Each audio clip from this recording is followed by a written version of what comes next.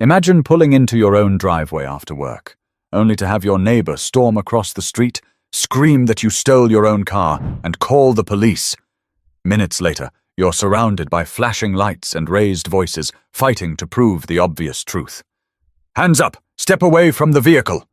Terence Braxton froze, his car halfway inside his garage, headlights still glowing against the white paint of his two-story house. A minute ago, he had been thinking about dinner, leftover barbecue ribs he'd been looking forward to all day. But now, 4 police cruisers blocked the end of his driveway, officers standing behind open doors with their hands hovering over their holsters.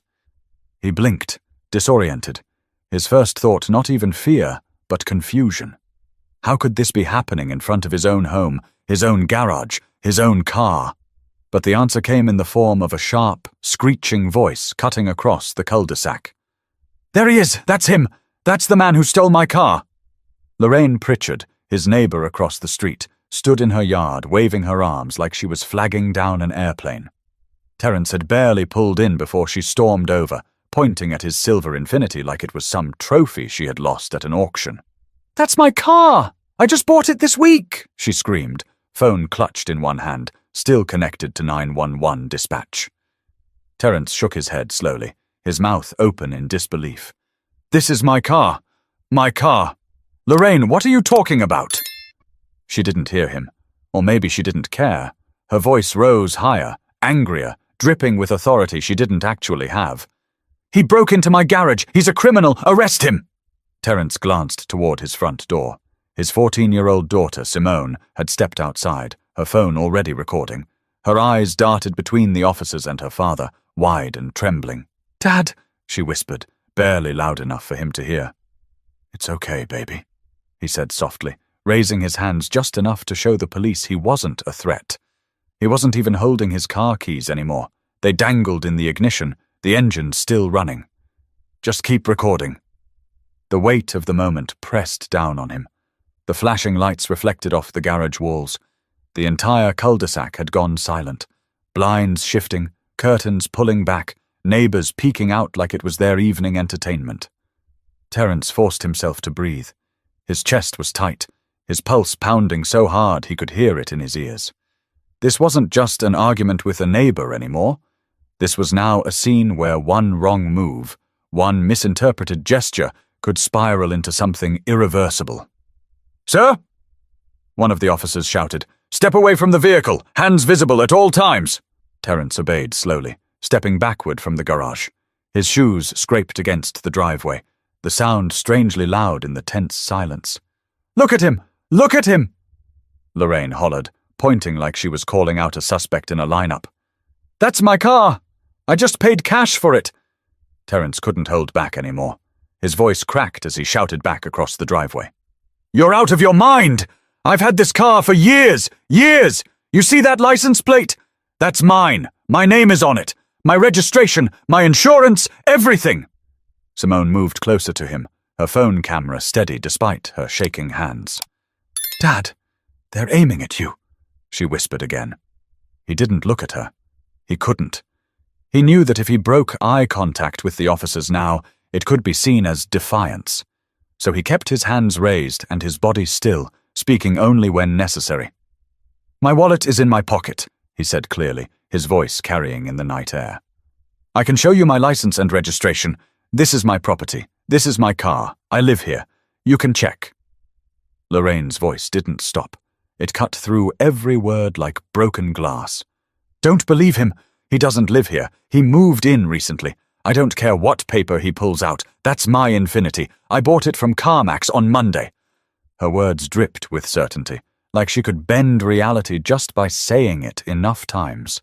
Terence finally turned his head toward her, his face twisting in disbelief and something deeper. Humiliation. "Lorraine, my daughter has grown up in this house.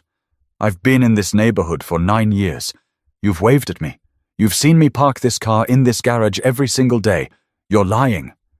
But Lorraine only raised her phone higher and spoke louder into the receiver. "He's threatening me now. He's yelling. Please, hurry!" The officers looked from Lorraine to Terence, their hands still twitching near their holsters, the decision hanging in the air like a storm cloud about to break. And that's when Simone's voice, small but firm, cut through the noise. "My dad didn't steal anything," she said, her camera still recording. "You're making this up, and everyone watching knows it." For the first time that night, Lorraine's expression faltered. But the officers weren't convinced yet, and the night was only just beginning. The blue and red lights from the patrol cars cast long shadows across the cul-de-sac. Neighbours stood at their windows, some holding their phones, others whispering through cracked doors. What had started as a normal evening had now turned into a public stage, with Terence Braxton at the centre of it. Lorraine Pritchard's voice rose even louder, frantic, urgent, the kind of tone designed to convince anyone listening that she was the victim. She paced the edge of the driveway like she owned the entire block. "He's lying! Don't you see? He's trying to trick you. This man is dangerous. He broke into my car and is pretending it's his. He's making it up as he goes along." Terence stood there, his hands still raised, his chest rising and falling in sharp breaths. He was no stranger to pressure at work.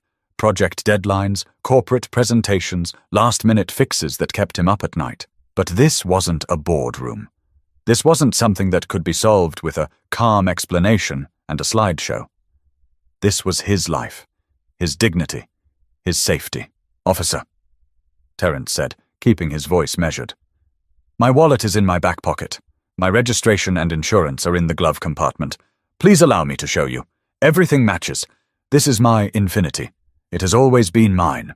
The closest officer, a stocky man with a shaved head, exchanged a glance with his partner. His hand hovered, uncertain, while Lorraine jabbed a finger at them. "Don't let him move. He's probably got something hidden in that car. He could have a weapon. You can't trust what he's saying." Simone, still filming, couldn't hold back. "Why are you listening to her? That's my dad. This is our car. She's lying. You know she's lying." Her voice cracked, but she didn't stop. Her phone was pointed squarely at the officers, capturing everything.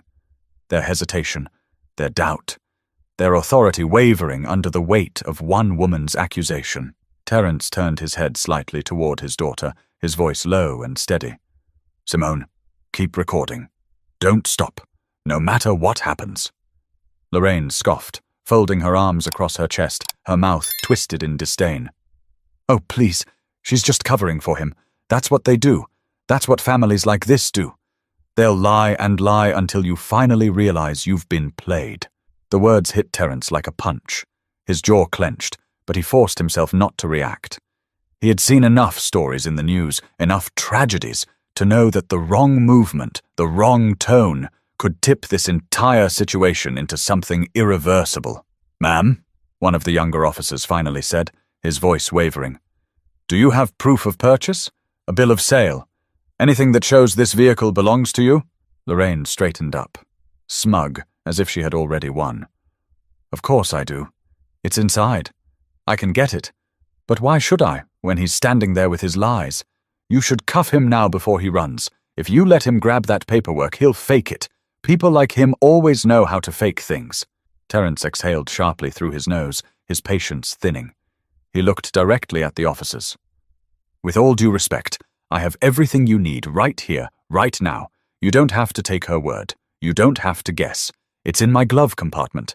And if you let me reach into my wallet carefully, you'll see my driver's license with this address. This is my home. This is my car. Please, let me show you." The older officer raised his hand, signaling for silence. "Sir, we'll retrieve your wallet ourselves. Slowly tell me where it is." Terence nodded, relief flickering for the first time. "Back pocket, right side." The officer walked forward cautiously, removed the wallet, and pulled out Terence's license. He held it up under the cruiser's spotlight. The name, the address, everything matched. But before anyone could breathe easier, Lorraine's voice tore through the air again. "That proves nothing. He could have made that card. Do you know how easy it is to fake a license? Don't you see what's happening? You're falling for it." Terence laughed bitterly, shaking his head. "Are you serious? You think I faked an entire state-issued ID just to park in my own driveway?" Lorraine's lips curled. "I wouldn't put it past you." The younger officer shifted uncomfortably.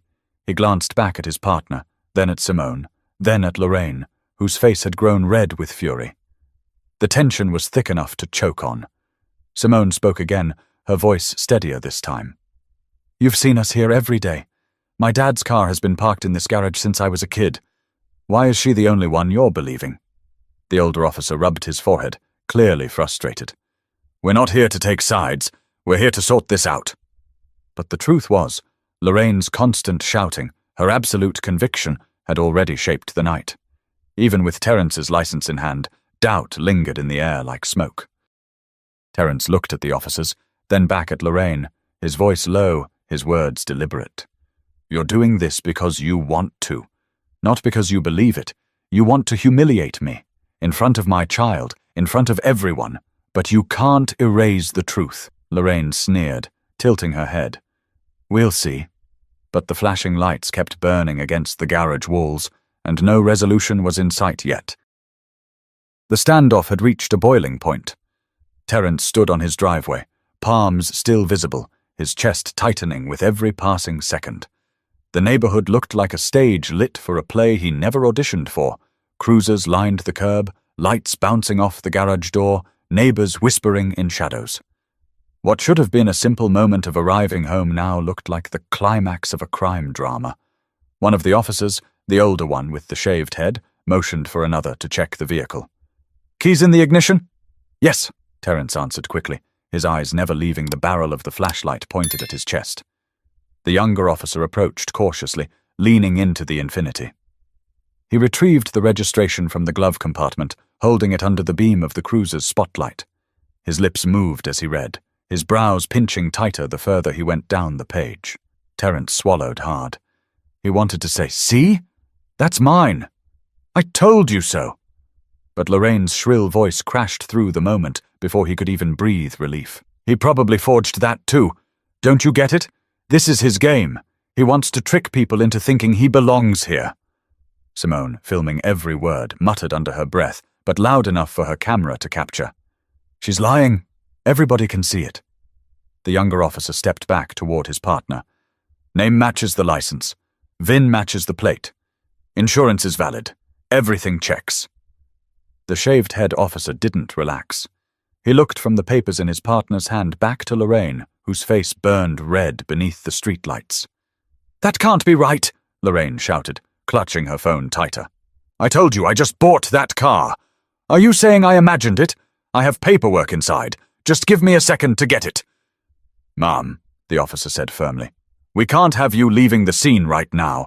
If you have documents, you can bring them out with an escort. But until then, the records here show this vehicle belongs to Mr. Braxton." Terrence exhaled slowly, a tiny sliver of relief slipping through his exhaustion. But he knew better than to let his guard down. He could still feel the weight of suspicion pressing on him, see the doubt that hadn't quite faded from the officers' faces. Lorraine stomped her foot against the pavement like a child denied a toy. "You're making a mistake. If you let him go, you'll regret it. You'll see." The crowd of neighbors had grown by now. A couple stood at the end of their driveway, arms folded, whispering. Another leaned against his porch rail, shaking his head. Someone else muttered, "This is getting ridiculous." Terrence's voice cut through, sharp and unyielding. "Do you hear yourself, Lorraine? You're accusing me of stealing a car I've driven every day for the past 6 years, a car you've waved at me in, a car my daughter has sat in on her way to school since she was 8? And you're still standing there screaming, 'It's yours?'" Lorraine didn't blink. Her lips curled into a cold smile. "You're clever with your words, but that doesn't change the fact that I know what I bought. You can trick everyone else, but you won't trick me." Simone lowered her phone for a second, staring at her father. "She's not going to stop, Dad. She's going to keep yelling until something bad happens."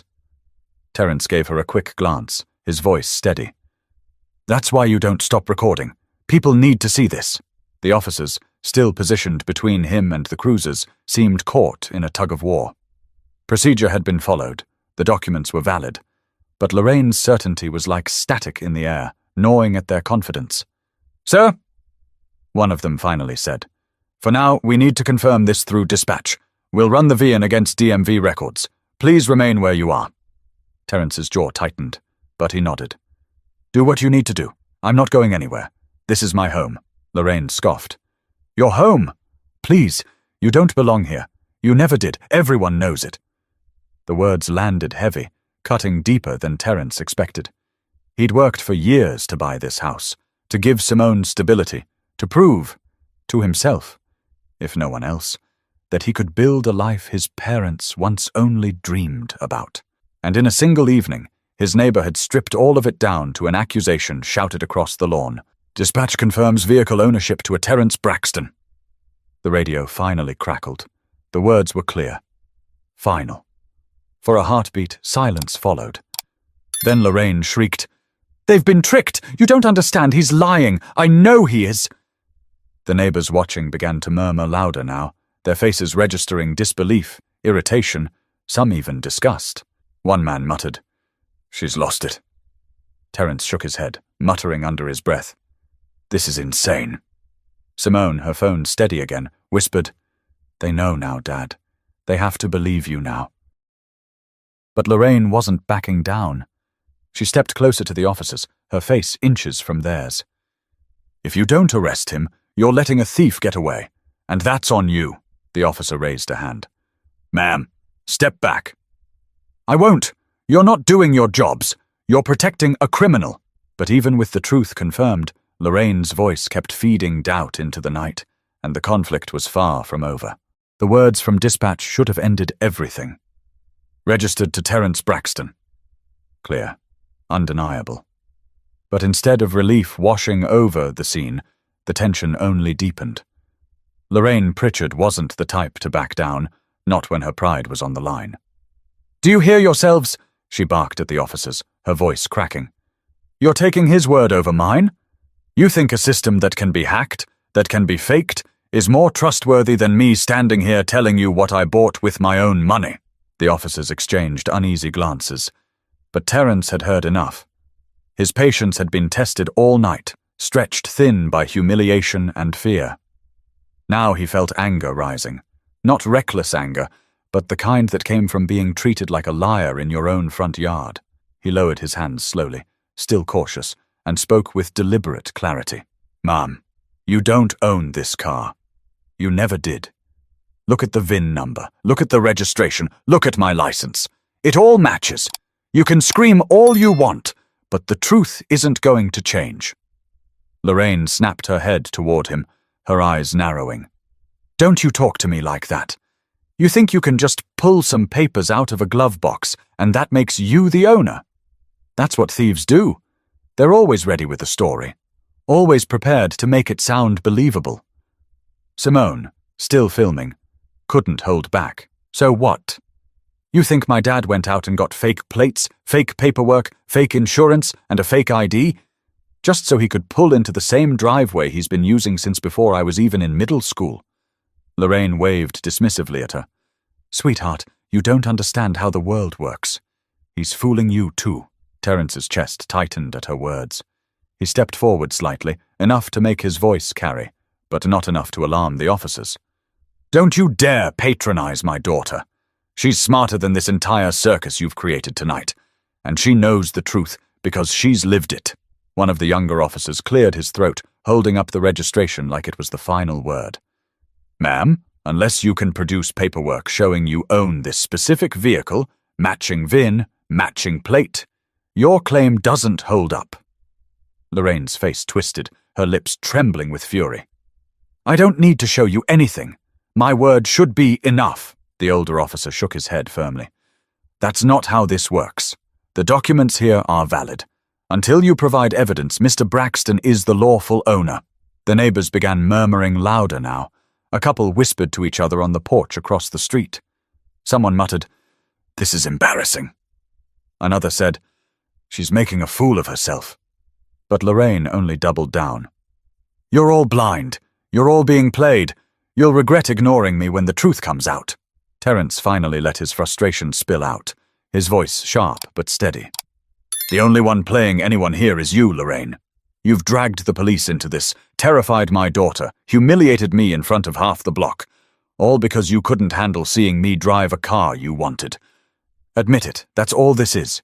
You saw me in something nice and decided it couldn't belong to me." Lorraine's eyes flickered, just for a moment, like she'd been exposed. But then her face hardened again, and she lifted her chin. "That's not true. I told you I bought this car. You'll see when I get my papers." The officer stopped her before she could move. "Ma'am, you're not leaving the scene. If you can provide paperwork later, do so at the station. But for tonight, this matter is closed." Her mouth dropped open. "Closed? You're letting him get away with it?" Terence let out a short, bitter laugh. "Get away with what? Living in my house? Parking in my garage? Being who I am?" Simone lowered the phone just enough to wipe her cheek with her sleeve. Her voice wavered as she spoke. "Dad, please, can we just go inside?" He looked at her, his face softening. "In a minute, sweetheart, almost done." Then he turned back to the officers, his voice calm but edged with exhaustion. "Are we finished here? Or is she going to keep yelling all night while I stand out here proving who I am over and over again?" The officers hesitated, their authority fraying under Lorraine's persistence. She still shouted, still demanded, still insisted. Her cries filled the cul-de-sac, bouncing off houses and rattling the air. Terence stood there, a man forced to defend the obvious truth, while Lorraine clung to her accusation like it was her last shred of power. But the night wasn't ready to quiet down yet, because her refusal to let go would ripple straight into the heart of his family. The officers had their proof. The registration matched. The VIN matched. Dispatch had confirmed everything. By all logic, the confrontation should have ended right there, but Terence could feel it in his bones. Lorraine wasn't going to let go. And worse, Simone was watching it all play out in real time, her phone in one hand, her childhood innocence slipping through the other. She stood on the driveway steps, her face pale under the flashing patrol lights. Her voice cracked as she whispered again, "Dad, can we please go inside? Please." Terence's eyes met hers for a moment, and he saw what he'd been trying to protect all along. Fear. Real fear. Not the kind that comes from a scary movie or a nightmare, but the kind that digs in deep because you realize the world can turn against you in an instant. "Stay strong, baby girl," he said softly, enough for her camera mic to pick it up. "I need you to keep recording. You're braver than you think." But Lorraine's shrill voice drowned him out. "She's just a child. She doesn't know what she's filming. This is all staged. He told her to do this. Look at him, using his daughter as part of the scam. Pathetic." That was enough to make Simone's trembling stop. She lifted the phone higher, her voice sharp and steady now. "Don't talk about my dad like that. Don't you dare." The neighbors watching from their porches seemed to stir at that.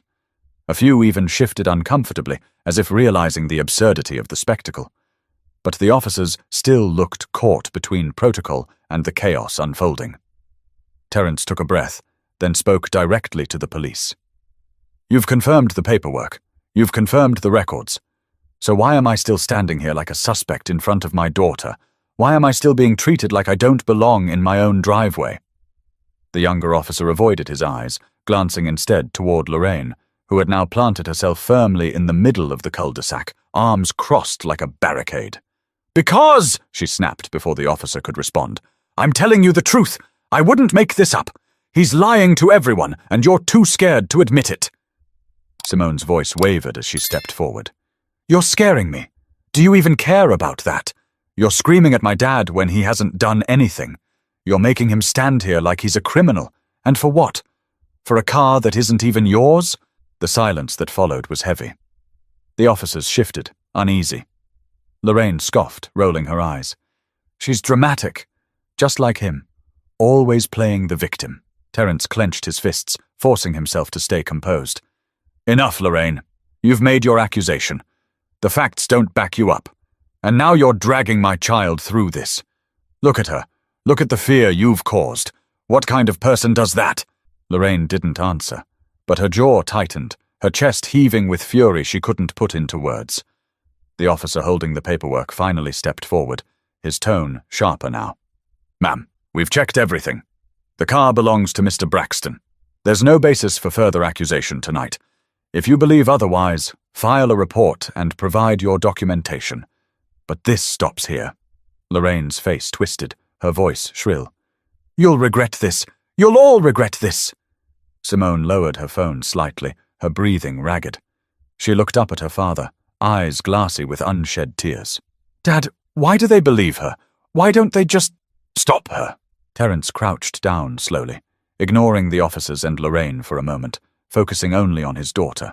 Sometimes people scream louder than the truth, and sometimes the people who should know better let themselves listen. But you know the truth, and that's what matters tonight. Simone blinked, her lips trembling. I don't want you to get hurt. I won't, he said firmly, placing a hand over his chest. Not while you're watching. Not while I have to be strong for you. The officers, caught in the middle of father and daughter, shifted uneasily again. One muttered something about wrapping this up, but Lorraine's voice came back like a whip. You think this is over? You think you get to walk away like nothing happened? No. I'll call the HOA board. I'll call the city. I'll make sure everyone knows what you're doing. You don't belong here. And I'll prove it. Simone turned toward her, her phone still recording. Everyone already knows what you're doing, and they're watching you embarrass yourself. For the first time, Lorraine faltered. Her face twitched, her eyes darted toward the gathering neighbors. The murmurs grew louder, some shaking their heads, others muttering words like, "Enough already!" and "Let it go." Terence rose back to his feet, his voice calm but cold. You can scream all night, Lorraine, but the truth is already out there, and it's not going anywhere. But even as the officers prepared to close the scene, the damage was already done, especially to Simone, who would carry the weight of this night far longer than anyone realized. The police radios had gone quiet, the paperwork had confirmed the truth, but the tension still lingered over the street like fog that refused to lift. Terence could feel the weight of every set of eyes watching. Curtains pulled back, phone cameras glinting in the dark, whispers bleeding across manicured lawns. Lorraine wasn't backing down, and neither was he. But now the neighborhood itself began to fracture, voices rising from porches and driveways, opinions spilling out like gasoline near an open flame. From across the street, a woman in a blue cardigan called out, "Lorraine, that's enough! We've all seen Terence with that car for years. You're embarrassing yourself." Lorraine whipped around, pointing a finger at her. "Oh, of course you'd take his side. You've never liked me. You'd say anything to make me look bad." The woman folded her arms. "You're doing a fine job of that all by yourself." A man 2 houses down stepped off his porch, his voice louder, angrier. "No, hold on. Maybe Lorraine's right. You can fake paperwork these days. You can buy anything online. I've seen it. Maybe she really did buy the car." Terence turned his head toward the man, his voice firm but tired. "You've watched me drive this car into this garage every single morning before work. You've waved at me. And now, suddenly, you think it's stolen." The man shrugged defensively. "I'm just saying. It's possible. Possible doesn't mean true." Terence shot back. The crowd shifted again. Another neighbor, a younger woman with a stroller parked by her gate, spoke softly but clearly. "I don't think it's about the car. I think Lorraine just doesn't want him here." A ripple went through the group, some nodding, some shaking their heads. Lorraine's face twisted, her voice breaking into a screech. "Don't you dare accuse me of that! This has nothing to do with him! This is about my property being stolen!" Simone lifted her phone higher, her voice steady again. "Your property. That's our car. And you know it." The murmurs swelled. One older man muttered to his wife, "This is going to tear the neighborhood apart." Another shook his head and said louder, "It already has." The officers, still caught in the crossfire, raised their hands for calm, but the shouting only grew louder. "Lorraine's always been like this," someone shouted. "She's standing up for what she believes in," another fired back. "Standing up? She's accusing an innocent man of stealing." "You don't know she's wrong." Terence could feel his chest tightening again, not just from the accusations, but from the reality of what this meant. This wasn't just about Lorraine. This was about neighbors he'd mowed lawns next to, waved at during morning jogs, shared 4th of July fireworks with. People he thought knew him, trusted him. And now, at the first shout from one person, they were split down the middle. He raised his voice above the noise. "This isn't just about me anymore. This is about what kind of community we want to be. Do you really want to live in a place where one accusation, no matter how absurd, is enough to put your neighbor in handcuffs?" The woman in the cardigan spoke again. "He's right. If it can happen to him, it can happen to any of us." Lorraine threw her hands up. "Don't be ridiculous. I'm protecting all of you. What if he had stolen it? What if he was dangerous? You'd be thanking me. Simone's voice cracked as she shouted back, You put guns in my dad's face! How is that protecting anyone? The cul-de-sac fell quiet for a moment, her words slicing through the noise. Even the officers paused, their eyes flicking between the girl and her father. Lorraine's lips parted, but nothing came out. For once her voice failed her. Then another neighbour, the man leaning against his porch rail, spoke. His tone was calm, almost weary. Lorraine, it's over. He proved it's his. You need to stop. She spun on him, desperate. You're blind, all of you. You don't understand what's at stake. But her words rang hollow now. Too many people had seen too much. Terence straightened, his voice clear and unwavering. This community has a choice tonight. You can believe the facts, or you can let paranoia run this neighborhood. But either way, I'm done standing here defending myself to people who already know the truth. Simone stepped closer, gripping his arm. Her phone was still rolling, catching every face, every word. The officers finally spoke with authority. That's enough. Everyone back inside. This incident is documented. If there are further complaints, they'll be handled formally. Tonight, it ends here. But even as neighbors reluctantly retreated, muttering to each other, Terence knew it wasn't over. He could see it in Lorraine's eyes, blazing with humiliation and fury, and he could hear it in the divided voices still echoing across the street. The crowd had thinned. A few porch lights clicked off, neighbors retreating into their homes, but the tension clung to the street like humidity after a storm. The police officers began walking toward their cruisers, clearly ready to close the report. For most people, that would have been the end. But Lorraine Pritchard wasn't most people.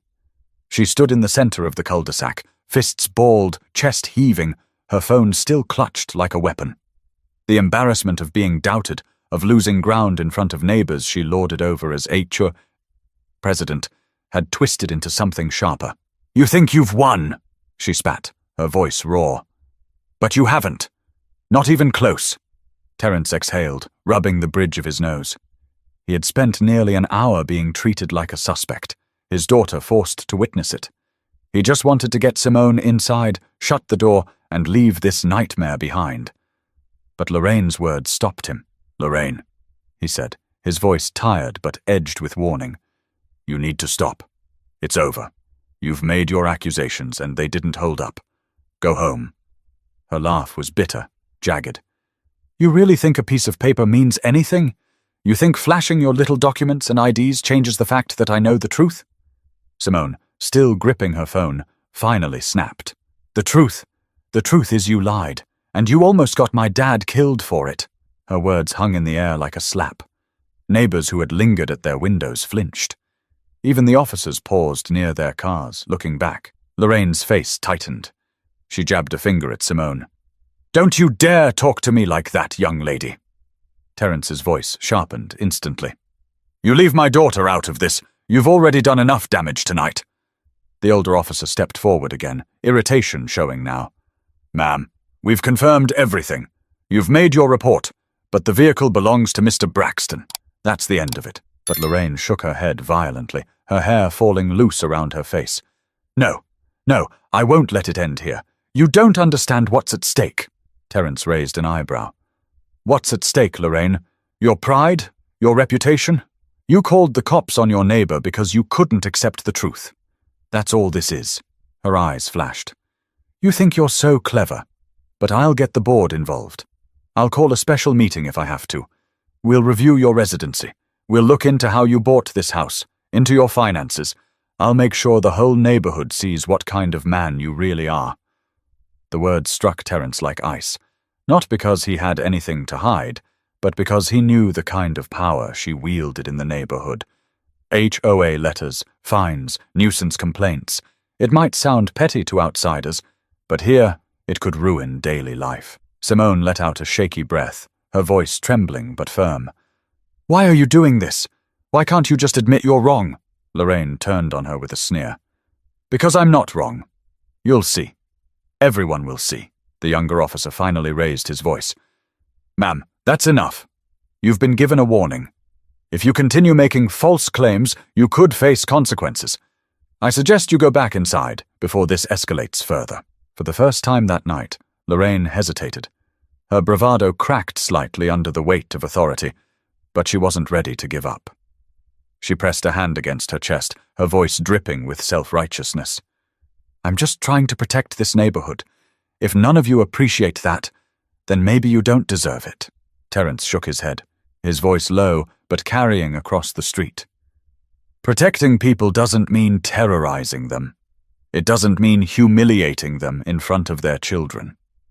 What you did tonight wasn't about safety. It was about control." The murmurs from the remaining neighbors grew louder, sharper.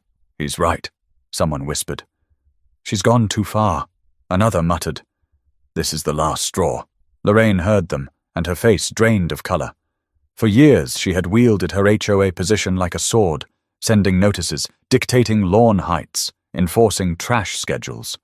But tonight, in front of everyone, her authority was slipping. Simone's voice cut through again, soft but piercing. "You can't take back what you did tonight. You showed everyone who you really are." Lorraine's lips parted, but no words came. For the first time, silence settled over her. The street no longer looked at Terence like a suspect. Their eyes were fixed on her. The younger officer folded the registration papers and handed them back to Terence. "Sir, you're free to go inside. You've been cooperative. Thank you for your patience." Terence took them, his hands steady now. "Thank you, officers." Then, turning to Lorraine, his voice was final. "And as for you, you'll have to live with what you did. I hope you think about the damage you caused tonight, not just to me, but to my daughter." Lorraine stood frozen, caught in the spotlight of her own making, neighbors' stares heavy on her back. But even though the police were leaving, the fallout of this night was only just beginning, and the walls of the community itself were about to crack. The patrol cars finally rolled away, their red and blue lights fading into the distance. For the first time all evening, the cul-de-sac was quiet. No shouting, no sirens, just the faint hum of crickets in the distance. But the silence didn't feel peaceful. It felt heavy, like the air after a storm when you know more rain is coming. Terence placed a hand on Simone's shoulder.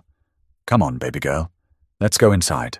She followed him reluctantly, her phone still in her hand, camera app still open, as if she didn't quite trust the night was over.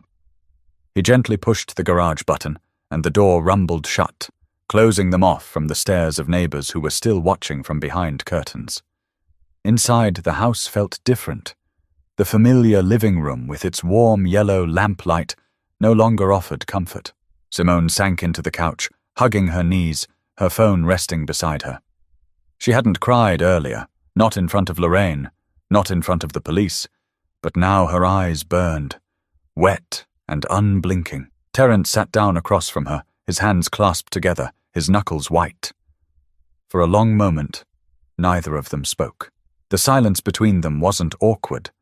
It was thick with the weight of what had just happened. Finally, Simone broke it. "Dad, I thought they were going to hurt you." Her voice cracked, and tears slipped down her cheeks.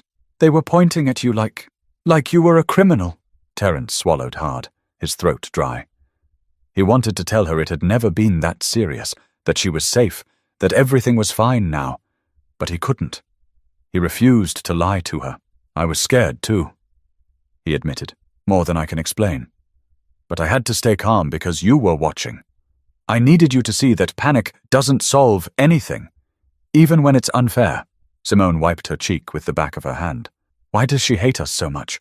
Why would she make something up like that?" Terence leaned back, staring at the ceiling as if the answer might be written there. Sometimes people can't stand being wrong, and sometimes they can't stand the thought of someone else having what they don't think you deserve. Tonight wasn't about the car. It was about control. Lorraine wanted to prove she had the power to say who belongs and who doesn't. Simone frowned, her lips trembling. "That's so stupid. You've lived here forever. You worked hard for this house, for everything. Why would anyone think you don't belong?" Her words hit him harder than he expected. He looked at her, really looked at her, the teenager who had grown up under this roof, who had eaten breakfast at this table, who had waited at the bus stop in front of this driveway. Everything he had done, every late night, every sacrifice, had been for her. He leaned forward, his voice soft but firm. You're right. It doesn't make sense. But people like Lorraine don't care about sense. They care about control. And when they lose it, they lash out. Tonight was her lashing out, and we got caught in the middle. Simone hugged her knees tighter, whispering, I wish I hadn't seen it. I wish I could forget. Terence's chest ached at her words. He moved to sit beside her, wrapping an arm around her shoulders. I wish I could erase it for you, too. But since I can't, all I can do is remind you of this. You saw the truth tonight. You saw how important it is to stand your ground, even when someone's trying to tear you down. You didn't run, Simone. You recorded. You spoke up. That's bravery, she sniffled, leaning her head against his shoulder. I didn't feel brave. I felt small. He kissed the top of her head, his voice steady. Courage doesn't mean you don't feel scared. It means you do what's right, even when you are scared. And that's exactly what you did. For the first time since they'd come inside, Simone's breathing steadied. She closed her eyes, letting herself lean into the comfort of his arm. Terence glanced toward the front window, the blinds still half open. He could see shadows moving across the street, neighbors still whispering, still dissecting the night's events. He knew tomorrow would bring more stares, more gossip, maybe even a meeting or two called by Lorraine to spin her side of the story. But right now, in this living room, none of that mattered. What mattered was the girl at his side and the lesson she would carry long after this night was over. He whispered, almost to himself, They tried to humiliate us, but we're still here, together, and no one can take that from us. But while the night gave them a fragile moment of peace, the next day would show just how deep the cracks in the community had grown and how far Lorraine would go to protect her pride. The morning after the confrontation, the cul-de-sac looked the same, but it didn't feel the same.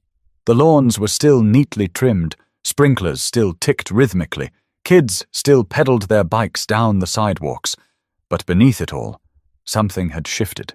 Terence felt it the moment he stepped out to grab the newspaper. Eyes lingered longer than usual. Neighbors who once waved now only offered tight nods. Conversations stopped abruptly when he walked by. The comfort of routine had been replaced with something fragile and suspicious. By mid-morning, the neighborhood Facebook group exploded. Simone showed him the posts on her phone, her brows furrowed. At the top of the feed was Lorraine's post, all caps, long paragraphs filled with claims that she'd been ignored by authorities and gaslit by her own neighbors. She insisted Terence had produced suspicious paperwork and hinted that she would be taking legal steps to prove her ownership of the Infinity. The comments told the real story. Lorraine, you're embarrassing yourself. You need to apologize to Terence. She was just trying to keep the neighborhood safe. No. She called the cops on a man in his own driveway. That's not safety. That's harassment. The thread grew longer by the minute, neighbors taking sides, old grievances surfacing. Someone brought up the time Lorraine fined a family for leaving holiday lights up too long. Another mentioned how she once ordered a family to repaint their shutters because the shade of blue wasn't within the guidelines.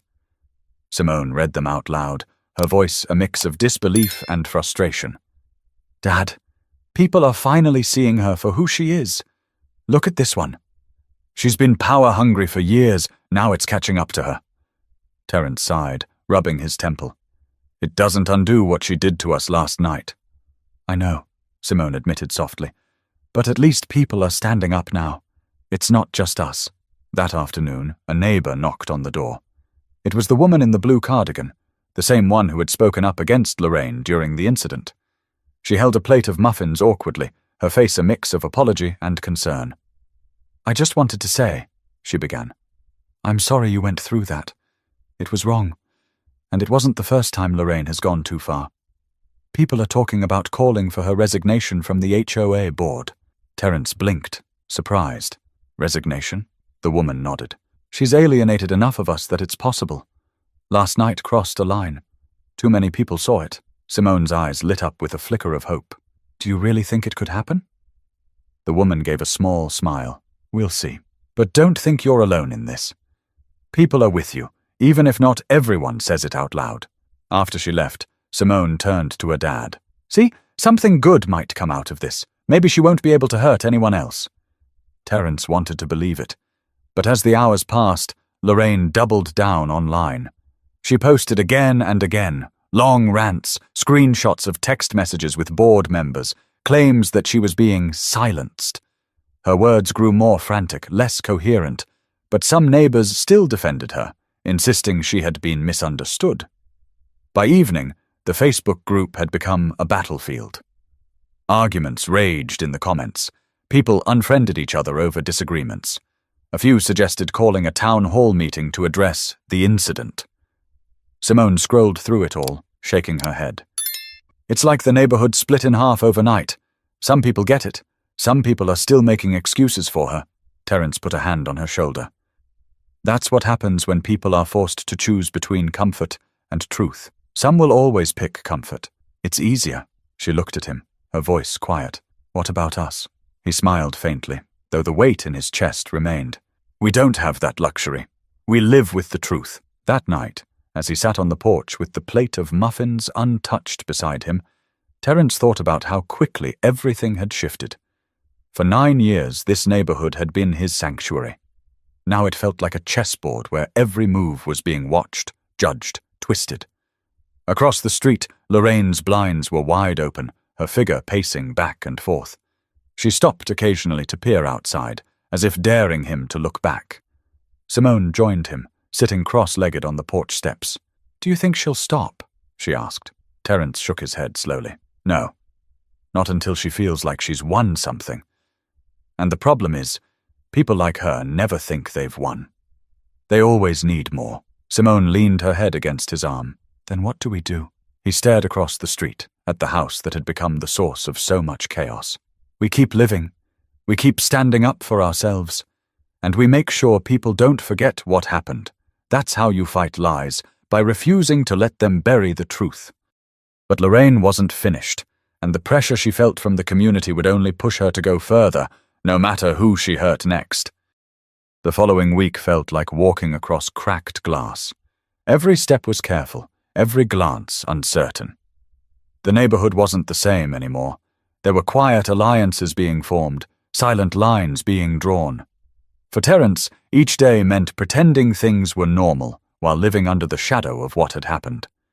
Simone returned from school one afternoon with her shoulders slumped, her face pale.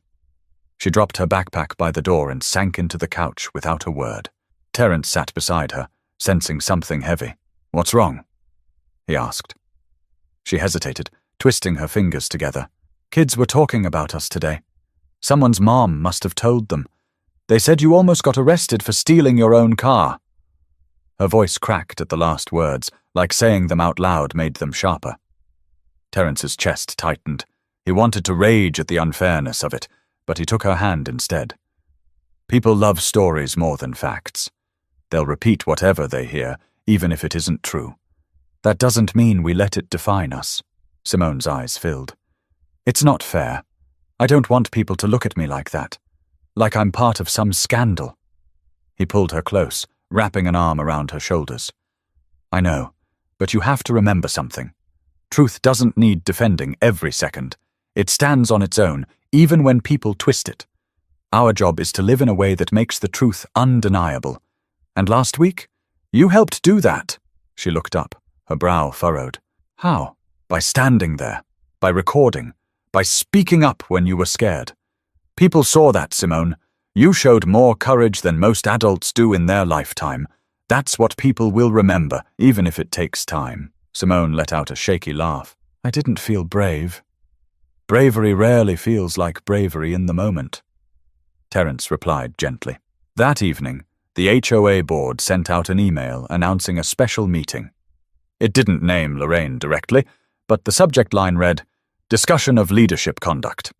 It was clear to everyone what that meant. Neighbours gathered in the clubhouse 2 nights later, folding chairs lined in rows, a buzzing tension in the air. Terence didn't want to go, but Simone insisted. They need to see us, she said firmly.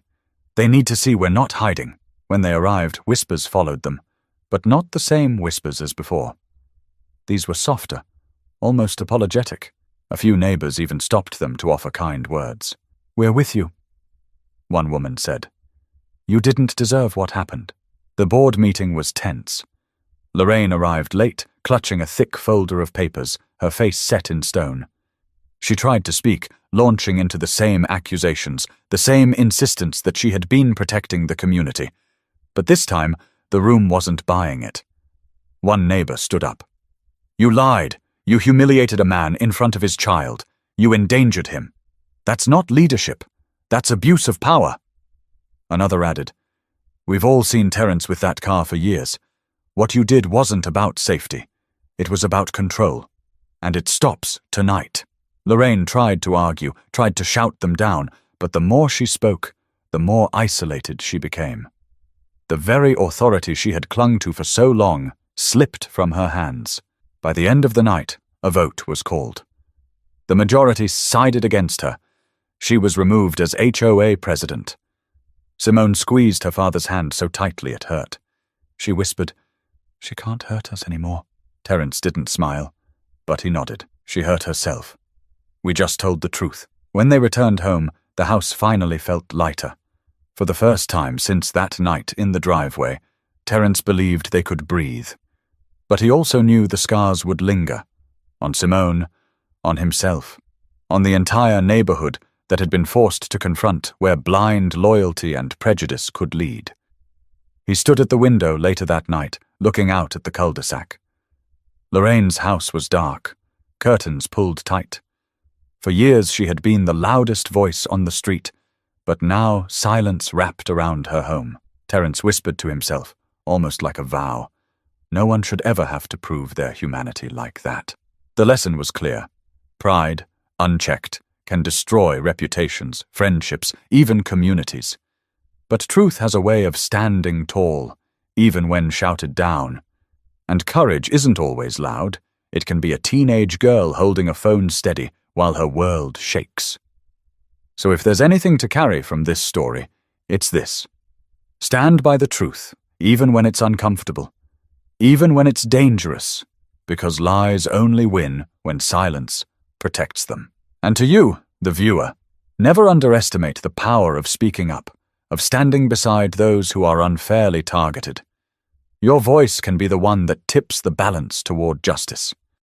If you want more stories like this, stories that remind us what's at stake when pride, power, and prejudice collide, make sure to subscribe. Because the more we talk about these moments, the harder it becomes for them to happen again. The night in that driveway may be over, but the lesson remains. Truth matters, courage matters, and silence only feeds injustice.